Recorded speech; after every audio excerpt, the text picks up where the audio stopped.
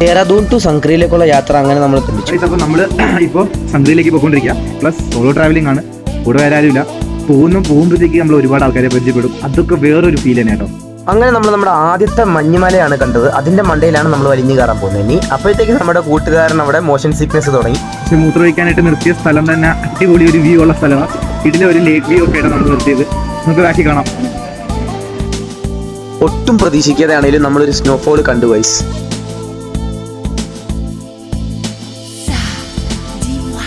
ഞാനിപ്പോൾ നിൽക്കുന്നത് സംഗ്രി വില്ലേജിലേക്ക് പോകുന്ന ഒരു വേ ആണ്. അത് കഴിഞ്ഞാൽ നമ്മൾ ഇവിടെ നിന്നാണ് നമ്മുടെ ബേസ് ക്യാമ്പിലേക്ക് പോകാൻ പോകുന്നത്.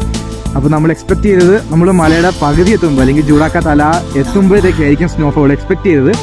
പക്ഷേ സ്നോഫോൾ നേരത്തെ ആയിരുന്നു, വളരെ നേരത്തെ ആയിരുന്നു. ആൻഡ് ഇപ്പോഴത്തെ ഇവിടുത്തെ ടെമ്പറേച്ചർ എന്ന് പറഞ്ഞാൽ 0 ഡിഗ്രി സെൽഷ്യസ് ആണ്. ഇവിടെ നിന്ന് അങ്ങോട്ടും ഇങ്ങോട്ട് പോകുന്ന കാറുകളൊക്കെ മഞ്ഞിൽ കവേർഡാണ്. ഈ ഒരു സ്നോഫോൾ എക്സ്പീരിയൻസ് ചെയ്യണം എന്നുള്ളത് ഭയങ്കര ആഗ്രഹം.